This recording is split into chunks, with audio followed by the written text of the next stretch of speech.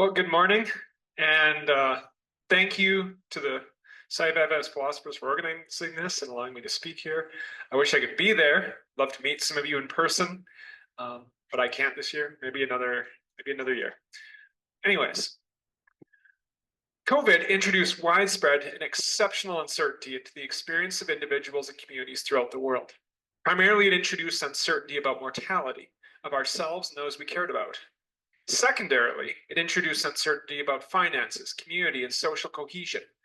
This uncertainty provoked feelings of fear, powerlessness, and isolation, which people responded to in different ways. One significant response was to quantify the experience of uncertainty itself as a loss of freedom, where freedom is primarily understood as a kind of capital held in opposition to uncertainty and fear. Governments and large institutions were seen as having taken freedom away and were thereby invested with the power to restore freedom. Society was also refigured as being divided between collaborators and freedom fighters. Many papers can be written about the implications of this response, but in this brief paper, I will consider an alternative understanding of freedom. Following Alford and Hartmut Rosa, and proceeding through an interpretive analysis of Matthew 25, I will propose that freedom, rather than being a scarce resource which can be acquired, possessed, exploited, and or lost, is a practice of orientation to the uncertainty of life. In his 2005 book, Rethinking Freedom, Why Freedom Has Lost Its Meaning and What Can Be Done to Save It, Alford argues, with reference to Plato's Republic, that, quote, the hidden or not so hidden agenda at the heart of the Western ideal of freedom is to render the self invulnerable to fate, end quote. He clarifies that more specifically. This is a, quote, defense against narcissistic injury. That is, knowledge of my own weakness and dependence. Hartmut Rosa echoes this when he contends that, quote, the driving cultural force of that form of life we call modern is the idea, the hope and desire that we can make the world controllable, end quote. If we can control the world, we can protect ourselves against uncertainty. Failing this, Alford observes that we may pretend the world were, as one, quote, as one always wanted it to be all along, end quote.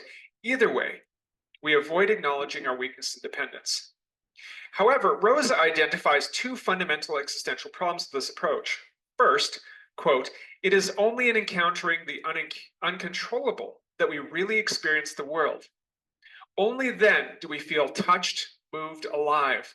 A world that is fully known, in which everything has been planned and mastered, would be a dead world, end quote. We lose something valuable when we gain, or possibly even pursue, absolute power. To be touched or moved is to be acted upon by something beyond our control. Yet insofar as this being acted upon is understood as a loss of control or a loss of freedom, i.e. narcissistic injury, and we thus resist it, Rosa observes that we, quote, become hardened against ourselves and the world, end quote. This in turn leads to the second existential problem. Both this hardening against being moved or touched and the failure of our attempts at control, quote, lead to frustration, anger, and even despair, which then manifest themselves, among other things, in acts of impotent political aggression, end quote.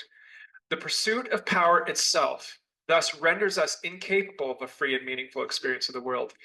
Yet our inability to reconcile that loss and or our inner conflict drives an ever more extreme pursuit of power and or escape in order to avoid acknowledging the lack. Alford observes that Americans, especially young people, increasingly have a borderline experience of freedom. They are torn between seemingly irreconcilable desires, between extremes of freedom as mastery and freedom as respite, what I have previously termed freedom over and freedom from. On the one hand, freedom over is having the power to do as one pleases, without limitation, the power to control the world and others. This perspective is primarily experienced through its absence. Alford's informants express awareness of limitations on their freedom, including the wills and demands of other people, as well as more mundane limitations such as time, balance, time, distance, and fate. On the other hand, freedom from is articulated in terms of respite, the experience of escaping demands after a long day. The inability to reconcile these two apparently contradictory experiences is what Alford terms a borderline experience of freedom. At the center of this dilemma is a core belief that freedom is, quote, of no value unless it is total and complete, end quote. Additionally, freedom as mastery and freedom as respite are seen as distinct experiences, quote, almost as though they are homonymous. This figuration of freedom in extreme and dualistic terms leads to a devaluing of freedom in the name of power. At the heart of this dilemma is uncertainty about the value and meaning of human connection. Alford observes that, quote, many Americans want to sacrifice, to give of themselves to others, but little in this individualistic, acquisitive culture helps them put words to this desire. The result is that they are confused about what they want. Notably, quote, they fail to understand how their freedom is involved with that of others. If any limitation is seen as a total loss of control, and escape from dependence is impossible, there is no way to avoid narcissistic injury. Within this narrow framework, the only logical response is to pursue power as a means of mitigating the impact of both fate and other people. In order to recover an experience of freedom which is not reducible to control or escape, and which can allow for meaningful connection, Alford suggests that we need to be able to imagine new possibilities. The problem of borderline experience is that it lacks the capacity to imagine other ways of being free, which don't require either the domination or annihilation, even temporary, of the other. He writes, quote, to know that we depend on each other and still feel free is an act of creative imagination and wonder. Thus, Alford suggests we practice freedom with.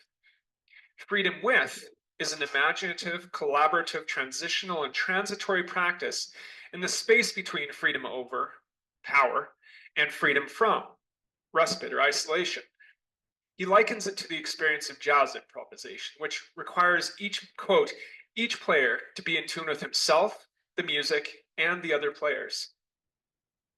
This practice of freedom is admittedly risky business, but as Rosa observes, quote, our lives unfold as the interplay between what we can control and that which remains outside our control, yet concerns us in some way. Life happens, as it were, on the borderline. The difference is whether or not our understanding and practice of freedom allows us to live on that border. Without this collaborative, creative exchange, we cannot be touched or moved or feel alive. Yet uncertainty is the very condition of this kind of exchange, of this experience of freedom in life. Jesus' monologue in Matthew 24 and 25 is not an obvious candidate for considering the question of freedom in the Bible. Yet it is exemplary for the way it engages with questions of uncertainty and articulates a particular practice of freedom in response to uncertainty. Uncertainty, or what Rosa terms uncontrollability, exposes the limits of our ideas of freedom and demands a more adequate practice of freedom. As we approach the borderlines of human experience, we can gain insight into our own limits and dependence and thus begin to imagine new ways of being free. This is exactly what Matthew 24 and 25 are concerned with. In these chapters, Jesus provides imaginative resources and structure for a particular practice of freedom in the face of uncertainty. Matthew 24 begins with Jesus predicting the destruction of the temple in Jerusalem. Notably, there is a deeper resonance to this prediction. Matthew 24 and 25 mark the transition into the final act of Matthew's narrative, the passion of Jesus and his resurrection. Matthew does not explicitly connect the image of the destruction of the temple with Christ's death, as John does, but Jesus' monologue here ends with the revelation of his own crucifixion. In the space between these two announcements of the destruction of the temple and of his crucifixion, Jesus attempts to prepare the disciples for the heightened uncertainty they will soon face. In response to Jesus' announcement, the disciples ask, when shall these things be? They seek a certain answer because, as Jesus notes, quote, if the master of the house had known what hour the thief would come, he would have watched and not allowed his house to be broken into. However, he does not offer a certain answer to them. Instead, he proceeds through an escalating list of national, personal, and cosmic disasters which they will witness and or experience. When they want to control the future, he reminds them how little control they have. He then reiterates, therefore you also be ready. For the Son of Man is coming at an hour you do not expect. Verse 44. Instead of attempting to fulfill their impossible need for certainty and control, Jesus calls for an orientation towards uncertainty, a practice of freedom with, which he articulates through a series of narrative images and parables. Freedom in this sense is not possessing knowledge of when the end will come, but a practice of living in preparation for uncertainty. Matthew 24 closes with contrasting images of the faithful and wise servant who continues to practice freedom with in the face of uncertainty, specifically cultivating and caring for the property and his fellow servants, and the evil servant, who abandons this practice in favor of respite through food and drink and exercising violent power over his fellow servants. Both servants are faced with the same uncertainty, yet they respond in radically different ways with radically different outcomes. But Jesus is just getting started. Through another 3 stories, he continues to develop a particular vision of a practice of freedom in the face of uncertainty. The following 3 stories contrast various people's responses to uncertainty and the final outcome of those responses. These stories, by their nature, offer imaginative resources for the disciples to negotiate the immense uncertainty ahead, to imagine a practice of freedom which is not reducible to power or respite, but rather negotiates between them in relationship with others. Notably, the central characters in these stories are servants and virgins, not those considered free or powerful in a patriarchal society. Yet this only strengthens the emphasis on a way of practicing freedom which does not depend on absolute power, but rather on imaginative responses to uncertainty and uncontrollability. In the first parable, Jesus tells the story of 10 virgins waiting for the arrival of the bridegroom. He says, "Now 5 were wise, 5 were foolish," verse 2. Yet all of them face uncertainty as they wait and eventually fall asleep. Thus both groups find respite in the face of uncertainty. However, when the bridegroom finally arrives, the 2 groups are distinguished by how they have prepared. The wise virgins have prepared for the delay with oil in reserve. The foolish virgins have not. Put another way, the wise virgins were able to enjoy respite without being undone by it, while the foolish virgins had not expected it and were left incapable of responding meaningfully to the arrival of the bridegroom. For the foolish virgins, this is a signal failure of imagination. Where the wise virgins made full use of what limited control they had to prepare for uncertainty, the foolish virgins were only prepared for a narrow range of possibilities. They did not imagine delay or other limitations and thus did not use their limited power to prepare. Those whose practice of freedom was able to accommodate the uncertainties and uncontrollability of human connection are thus able to attend the wedding, while the foolish find themselves alone and powerless. Some might argue that this parable could be read against connection and dependence. When the foolish virgins ask for help, they are denied and told to pursue their own freedom by buying more oil. However, their failure to prepare actually leads to a crushing recognition of their dependence on others. Conversely, although the wise virgins were able to prepare for themselves, they are not able to extend that preparation to others. It is simply beyond their capacity. This echoes Alford's assertion that, quote, "While freedom is a political concept, it remains an individual achievement. Although we might practice freedom together, I cannot be free for anyone else. Those who are able to enjoy the wedding together have prepared individually." For the disciples, this is a call to individual preparation for uncertainty, an individual practice of freedom, even as the outcome is articulated in terms of connection. In the second parable, Jesus tells the story of 3 servants who are entrusted with talents while their master goes on a journey. Notably, each receives a different amount, quote, "according to his own ability," verse 15. Their quantity of control is clearly unequal. However, freedom here is not dependent on absolute power, but on the wise use of limited power. What defines each of the servants is how they use what power they have. As in the other stories, they are faced with uncertainty. In this case, about the master's return. They have an indefinite amount of time to practice freedom as they will, with the limited control they have each been given. When the master finally returns and, quote, "settles accounts with them," verse 19, he commends 2 of the servants for their faithfulness, having made wise use of what they were given. In contrast, the third approaches with an excuse. Rather than risk losing what little control he was given, he chose to bury it. In his limited imagination, that was the only way to be certain of the outcome. His practice of freedom could not accommodate uncertainty in the limits of his control. The end result of this failed practice is that he loses everything, while those who risked what they had in spite of uncertainty gain more besides. As with the parable of the virgins, there is some ambiguity in this story. We might read it as celebrating the pursuit of freedom over. Freedom as power. After all, the wise servants are commended for increasing what they were given. In this light, we might dismiss the quote, wicked and lazy servant, verse 26, as simply lacking necessary power. And again, each servant is judged individually. But this is still not the end of the monologue. What seems clear about this practice of freedom so far is that it is individual and that it entails a wise use of the limited power we have. The third story takes up the question of what wise use entails, i.e., how we are to practice freedom in the face of uncertainty. This is the ending to the stories and ideas that have come before. In this final story, Jesus distinguishes more fully between wise and foolish practices of freedom. The third story Jesus tells in Matthew 25 is rather different from those that came before.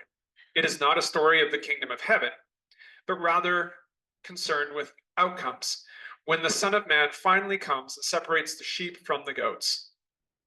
The sheep are welcomed into the kingdom because of what they have done to the least of these, my brethren, verse 40. How they have made use of what was given them for others in the service of connection, especially for those most aware of their dependence. In contrast, the goats are cast out because of what they did not do to the least of these, verse 45. Notably, both groups question what they have done, how their respective practices of freedom have been adequate or inadequate. This is not a quantitative problem, but a qualitative one. The difference is not how much control or respite they had, but what they did with what they were given, how they practiced life through uncertainty. The individuals in both groups practice particular orientations to the world, but in the end, they are distinguished by what they have done for others in their practice of freedom. Following the previous parables, we might observe that those who have sustained a practice of freedom with are welcomed into further and deeper connection. This is where I would refine Alford's understanding of freedom. Imagining possibilities beyond a merely borderline experience of freedom, unable to reconcile between power over and respite from, he suggests a practice of freedom with, finding ways to connect and live alongside others.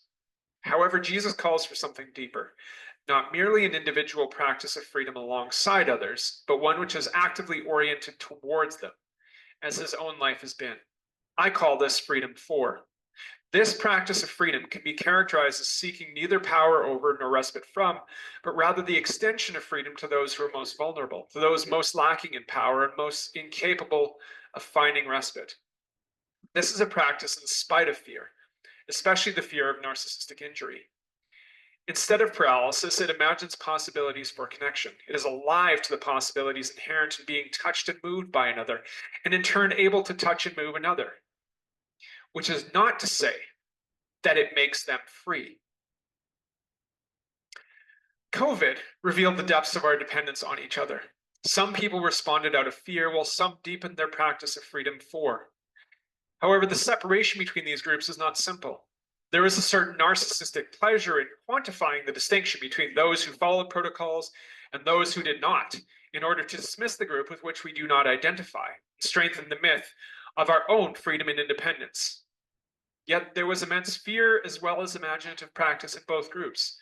Adherence to lockdowns and other restrictions was as often motivated by fear of loss as it was by any concern for others in the face of uncertainty.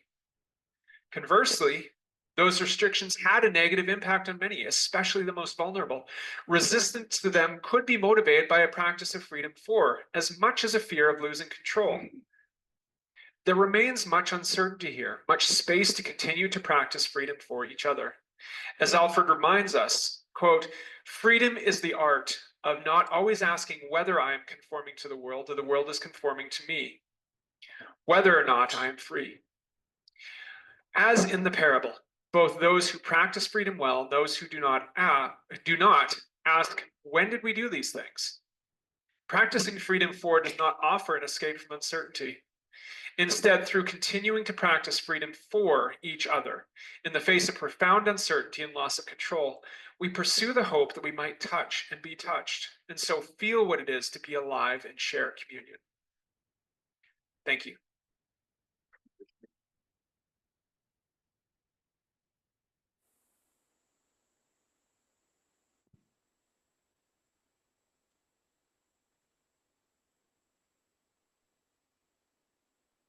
just as a reminder to everyone, we do have papers on the website. So if you want to follow along or be able to look, just log onto the website, access that.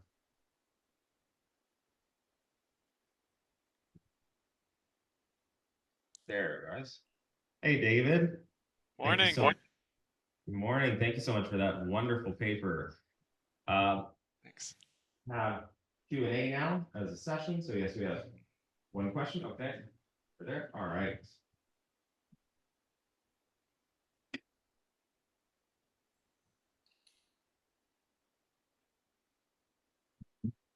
Barrett from Aurora, Italy. Thank you, David, for this wonderful paper. So not the freedom from, but freedom with, you say, using the category of uncertainty.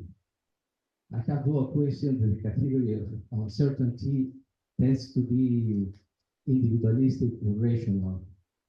I would suggest to consider eventually the category of unavailability that we use, for instance, by Helmut Rosser, this German sociologist, and also the category used by Judith Butler in a book on the pandemic specifically. It is inability. Thank you also for the reading of Matthew 25, very interesting division of three categories. Though the third one, I consider, as you say in your words, but I feel that something is lacking in your analysis because the category of the ships and the goats have an additional important point concerning the uncertainty and availability is that they express a kind of unaware freedom because they don't know not only of the good they do, but of the liberty freedom we have. So it's a category that underlines even more, that the unavailability of the world, of others, and everything. Thank you.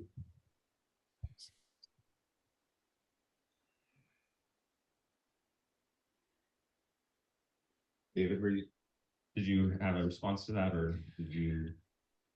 Are you able to give me a quick recap? I could hear about half of it. It was getting a lot of bass, possibly just echo from the room. You were complimented regarding your approach to the parables in Matthew 25, and as well, he thought Dr. Gutierrez thought there were additional layers to the final parable about the sheep and the goats, different elements that could build upon it. I can't Thanks. repeat Gutierrez. I'm going to sound very bad about it.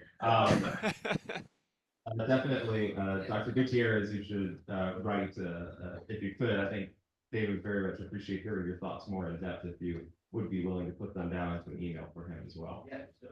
Yeah, I'd love that. Thank you. I was going to say, I guess the one thing I can say from that is, yeah, there's so much more to those stories than I really had time to explore in this paper. There's a lot of depth in this, then weaves through the rest of Matthew, and so there is much more than I was able to cover. But thank you.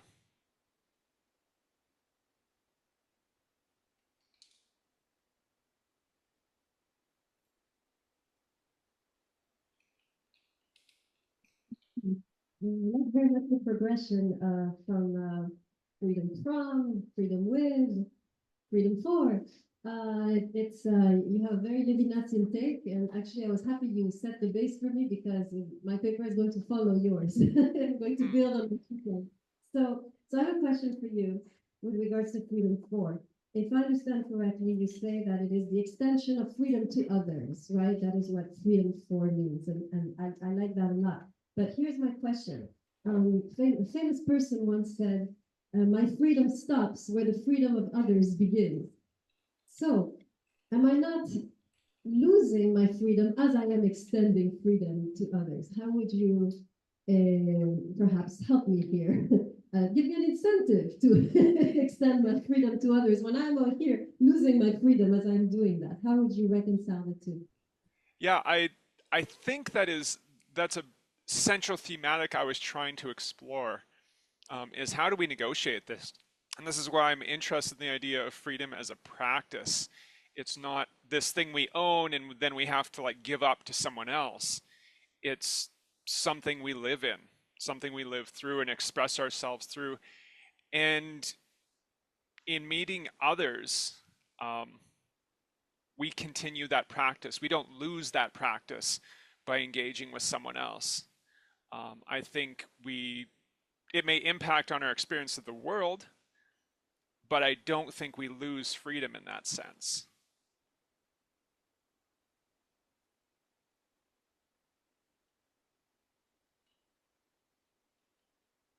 I think we have time for one more question.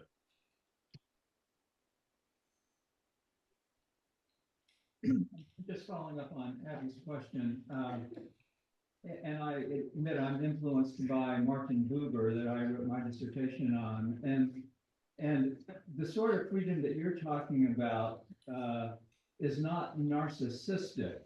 You started off like talking about injury, but you find your freedom in relationship. It seems to me. So you're starting off with an I-you paradigm as opposed to an I-it paradigm, it seems to me. Yeah, I made brief reference to that in my thesis many years ago. Um, yeah, there's so many ways to articulate this.